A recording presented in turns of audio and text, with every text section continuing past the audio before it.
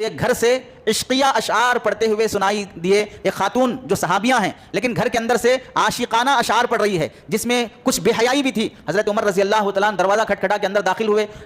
بدگمانی سی ہو گئی کہ شاید اندر کچھ ہو، غلط بات معلوم ہوا کوئی نہیں ہے، اس کا شوہر جہاد میں گیا ہوا ہے،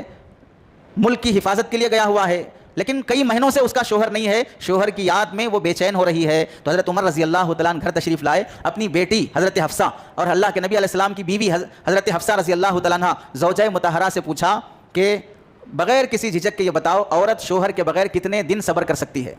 حضرت حفصہ بیٹی ہوتے ہوئے پہلے تو شرمائی، لیکن جب شرعی مسئلے کی بات آئی تو حضرت حفصہ نے اپنے ہی والد حضرت عمر رضی اللہ تعالیٰ عنہ سے فرمایا 4 مہینے عورت اپنے شوہر سے دور صبر کر سکتی ہے، اس کے بعد اس کی نیت اور خواہشات میں تبدیلی آنا شروع ہو جاتی ہے۔ تو حضرت عمر رضی اللہ تعالیٰ عنہ نے قانون بنایا کہ کوئی شوہر اپنی بیوی سے 4 مہینے سے زیادہ دور نہ رہے۔